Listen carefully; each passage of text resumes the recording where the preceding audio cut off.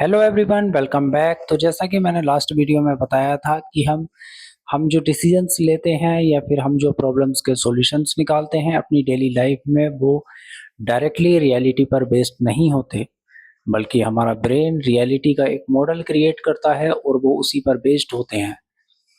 और यहीं से हमने समझा था कि हमें कैसे मोर एक्यूरेट रियलिटी के मॉडल बनाने की ज़रूरत है, ताकि हमारे जो डिसीजंस हैं वो ज़्यादा एक्यूरेट हो सकें और हमारे जो सॉल्यूशंस हैं वो ज़्यादा लॉन्ग टर्म में इम्पैक्टफुल हो सकें। और यहीं से फिर हमने ये भी देखा था कि कैसे इसमें सिस्टम्स थिंकिंग इन्वॉल्व है, क्योंकि सिस्टम थिंकिंग में हमने देखा था कि कैसे कॉम्प्लेक्स और complicated system different different parts से मिलके बने होते हैं, बिल्कुल वैसे ही जैसे कि रियलिटी अलग अलग पार्ट्स से मिलके एक साथ इन अ वेरी इंटरकनेक्टेड फॉर्म में काम करती है। तो इसीलिए सिस्टम थिंकिंग एक सबसे बेस्ट तरीका है जो रियलिटी के मोर एक्यूरेट मॉडल बनाने में हमारी हेल्प कर सकता है। तो सिस्टम थिंकिंग के थ्रू ही हमने ये समझा था कि कैसे हमें मल्टीपल डोमेन्स ऑफ नॉलेज की ज़रूरत है, ताकि हम डिफरेंट पार्ट्स ऑफ नॉलेज को कनेक्ट करके एक बेटर रियलिटी का मॉडल क्रिएट कर सकें। क्योंकि इन रियल लाइफ प्रॉब्लम्स इतनी सिंपल नहीं होती हैं कि वो सिर्फ एक किसी पर्टिकुलर नॉलेज के डोमेन या लेंस के थ्रू आप देखकर उसकी एक पूरी पिक्चर क्रिएट कर सकें या पूरा मॉडल बना सकें, सॉल्यूशंस क्रिएट कर सकें या फिर उस पर एक सटीक डिसीजन ले सकें। तो इसलिए हमें मल्टीपल डोमेन्स ऑफ नॉलेज की ज़रूरत पड़ती है। तो इस वीडियो में हम यही समझेंगे कि कैसे हम मल्टीपल डोमेन्स ऑफ नॉलेज को एक्वायर कर सकते हैं और बेटर मॉडल बनाने के लिए हमें सिर्फ मल्टीपल डोमेन्स ऑफ नॉलेज की ही नहीं, बल्कि हमें और भी चीज़ों की ज़रूरत पड़ती है। तो ये वीडियो काफ़ी लंबी हो सकती है, तो इस वजह से मैं इसको डिफरेंट डिफरेंट पार्ट्स में क्रिएट करूँगा। तो आज हम पहले पार्ट पर बात करेंगे कि कैसे हम मल्टीपल डोमेन्स ऑफ नॉलेज को एक्वायर कर सकते हैं। Okay, so let's get started.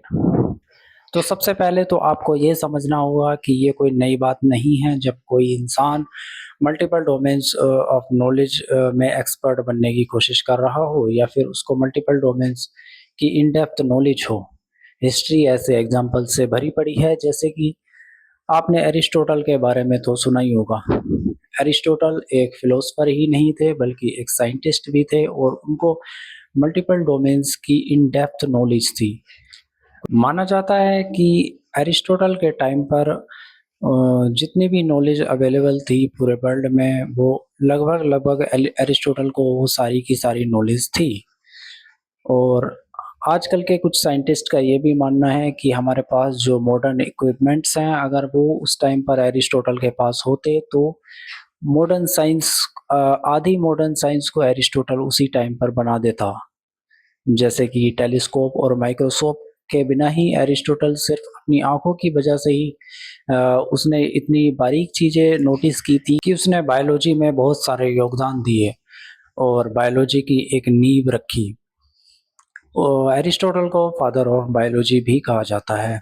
In fact उसको फादर ऑफ लॉजिक भी बोला जाता है। और अलेक्जेंडर द ग्रेट एरिस्टोटल का ही स्टूडेंट था। इसके अलावा आपने लियोनार्डो दा विंची के बारे में तो सुना ही होगा।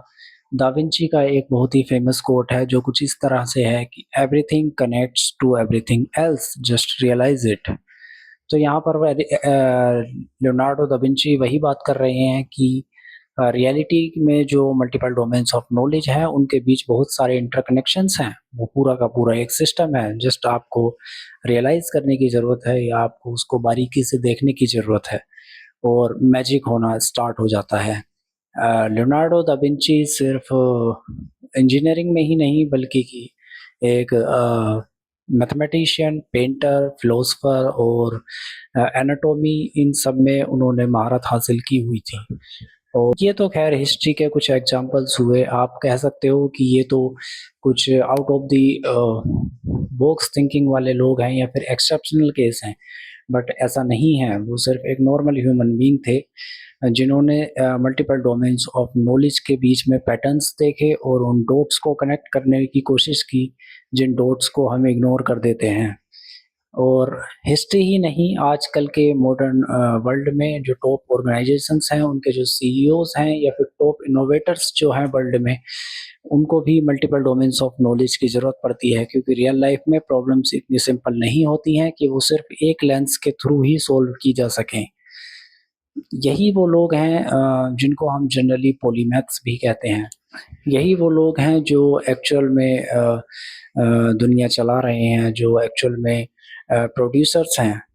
अगर आपने कंज्यूमरिज्म के बारे में पढ़ा होगा तो आपको पता होगा कि प्रोड्यूसर्स और कंज्यूमर्स में कितना बड़ा डिफरेंस होता है।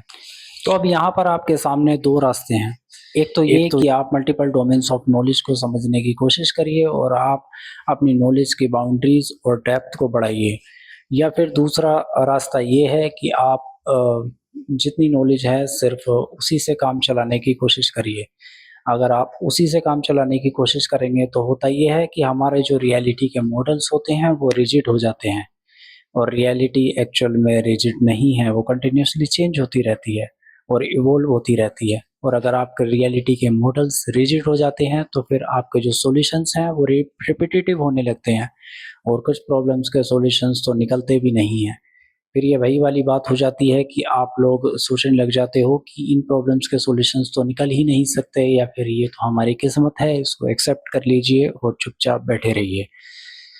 ऐसा हिस्ट्री में भी कई बार हुआ है जब इंसानों को लगा था कि कुछ प्रॉब्लम्स तो ऐसी हैं जिनके सॉल्यूशंस निकल ही नहीं सकते, और फिर कुछ टाइम बाद कुछ ऐसे ब्रिलियंट सॉल्यूशंस उन्हीं प्रॉब्लम के निकले कि सब देखकर हैरान हो गए।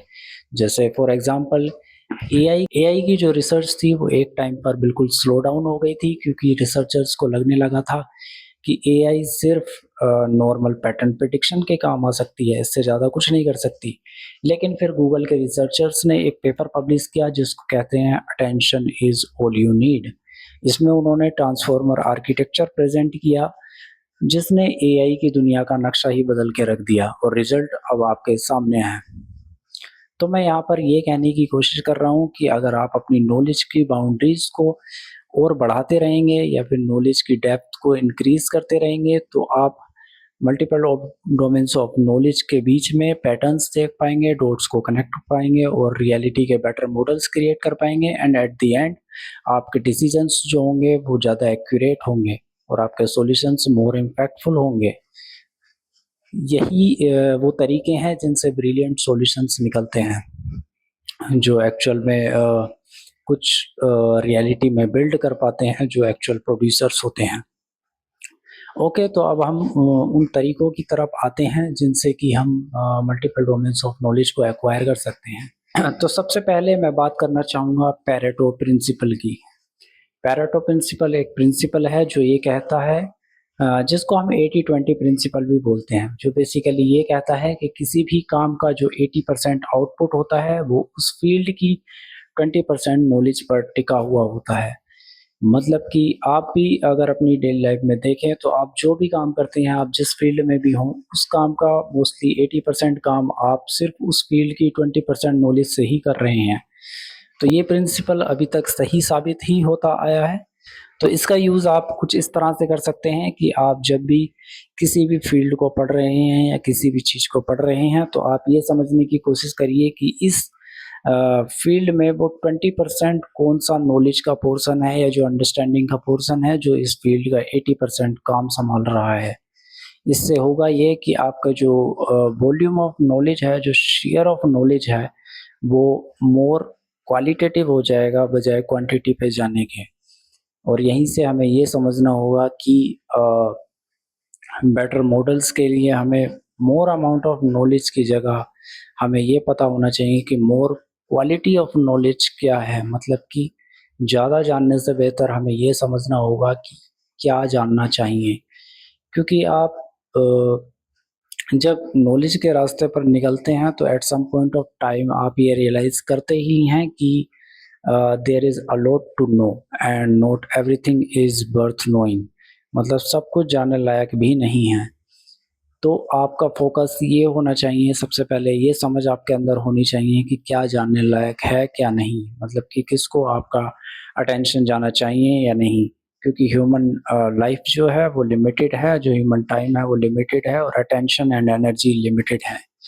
तो इसलिए यहाँ पर पैरेटो प्रिंसिपल बहुत अच्छे से काम करता है। इस प्रिंसिपल को हमेशा फॉलो करना चाहिए जब भी आप किसी भी नई फील्ड या नए डोमेन से गो थ्रू हो रहे हैं।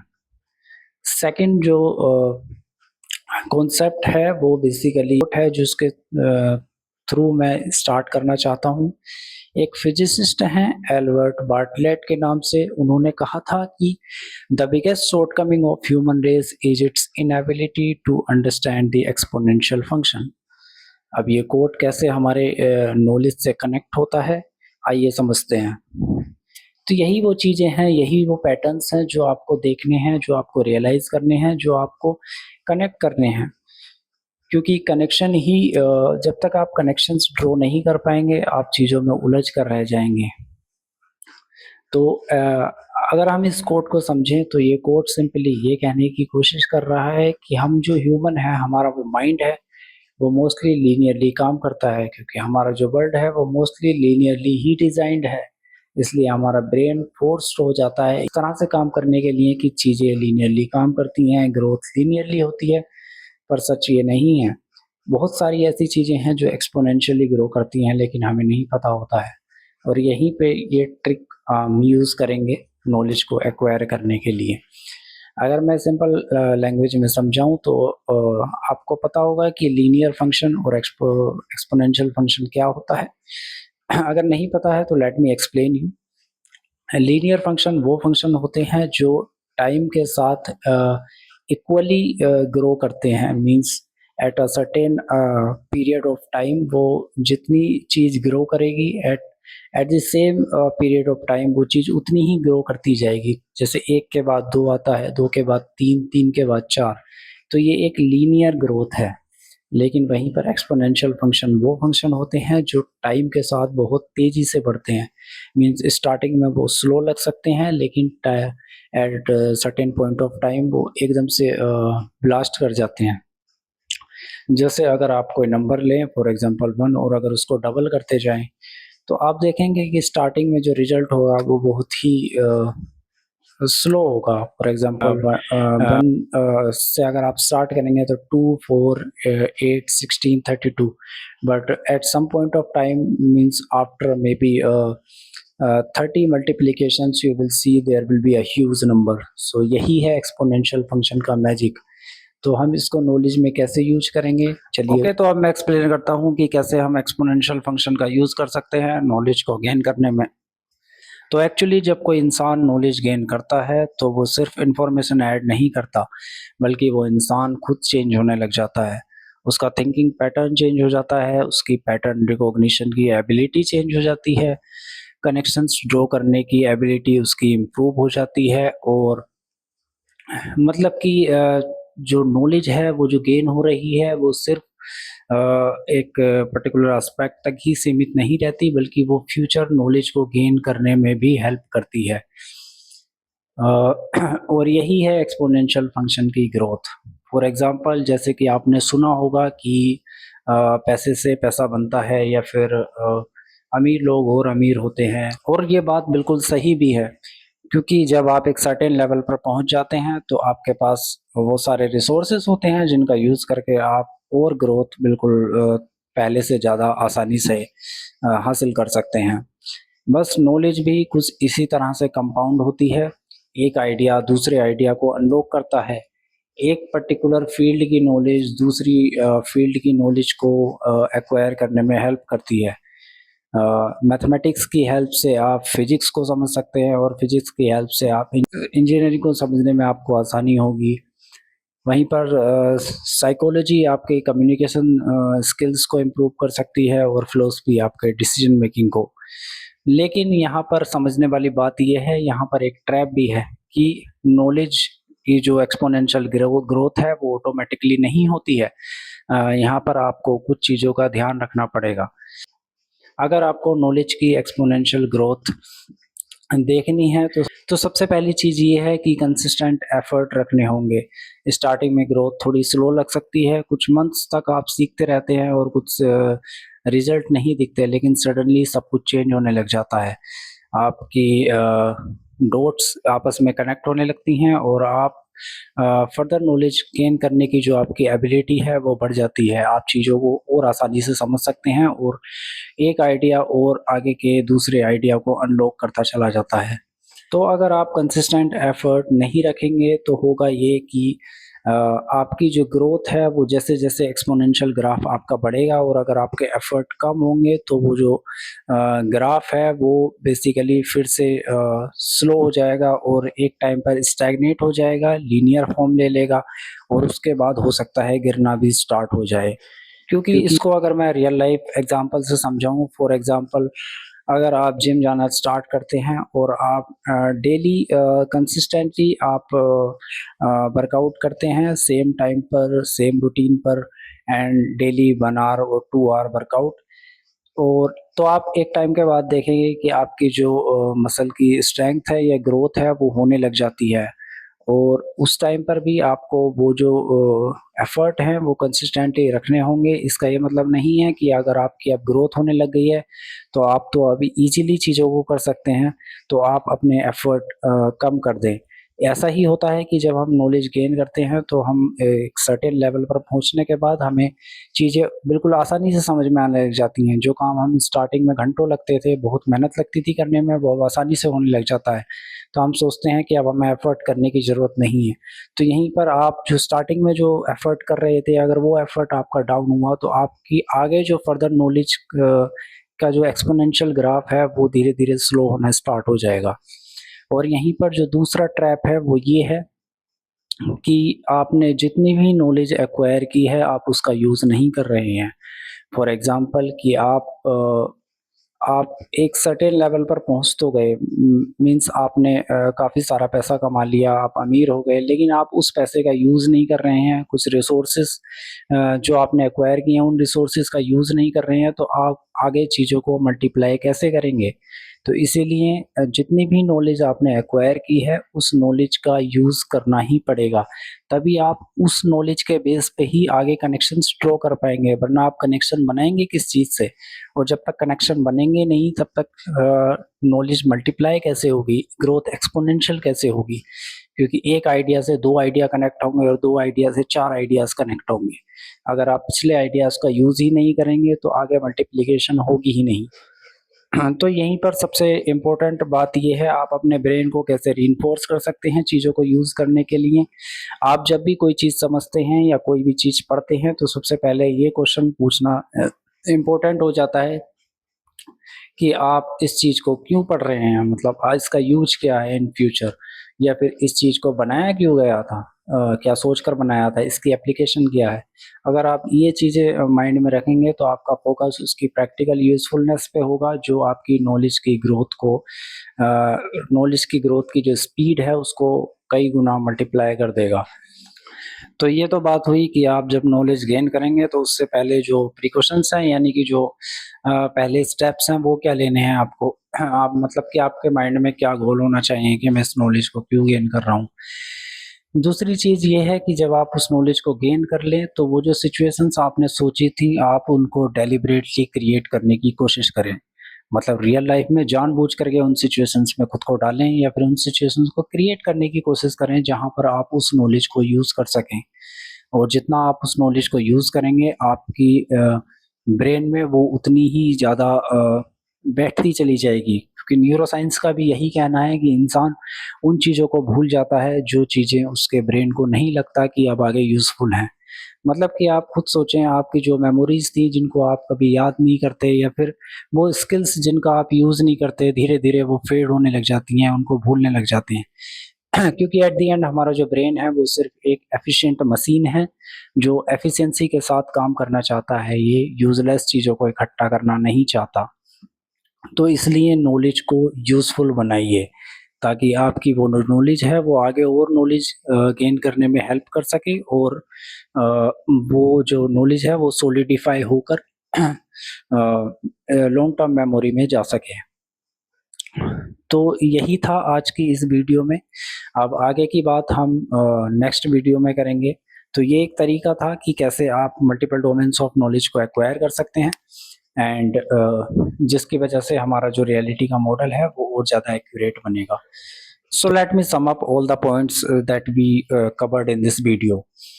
सो फर्स्ट हमने ये समझा कि कैसे हमें मल्टीपल डोमेन्स ऑफ नॉलेज की ज़रूरत है, और ये कोई नई बात नहीं है। हिस्ट्री में इस तरह की चीज़ें लोग करते आ रहे हैं और अभी भी मॉडर्न वर्ल्ड में कर रहे हैं, क्योंकि इसके बिना आप कुछ भी मीनिंगफुल इस वर्ल्ड में क्रिएट नहीं कर सकते, कुछ भी बिल्ड नहीं कर सकते। अगर आपको इस दुनिया को चलाना है तो आपको मल्टीपल डोमेन्स ऑफ नॉलेज की ज़रूरत पड़ेगी, चीज़ों के बीच में इंटरकनेक्शंस देखने पड़ेंगे, डॉट्स को कनेक्ट करना पड़ेगा। तभी आप रियलिटी का फुल प्रूफ पिक्चर क्रिएट कर पाएंगे और बेटर सॉल्यूशंस और बेटर डिसीजंस ले पाएंगे। नेक्स्ट हमने देखा कि कैसे हम multiple domains of knowledge acquire कर सकते हैं। हमने यहाँ पर दो चीज़ें देखी। नंबर एक, पैरेटो प्रिंसिपल जो 80-20 रूल भी है, और दूसरी हमने एक्सपोनेंशियल ग्रोथ ऑफ नॉलेज देखी कि कैसे हम नॉलेज की कंपाउंडिंग कर सकते हैं, कैसे एक्सपोनेंशियल ग्रोथ कर सकते हैं। और इसमें जो सबसे इम्पोर्टेंट चीज़ है वो है ट्रैप से बचना, क्योंकि नॉलेज ऑटोमेटिकली कंपाउंड नहीं होती, हमको इसको डेलिबरेटली करना पड़ेगा ट्रैप्स को अवॉइड करके। Okay, so that was all in this video, and next हम बात करेंगे अपनी नेक्स्ट वीडियो में, जिसमें हम देखेंगे कि कैसे हम और चीज़ों का यूज़ कर सकते हैं, या हमें और चीज़ें ध्यान में रखनी है एक रियलिटी का बेटर मॉडल क्रिएट करने में। So see you in the next video, and if you find this video helpful or meaningful to you, then please like it and also share it with someone who you think that it is needed. So see you in the next video. Thanks.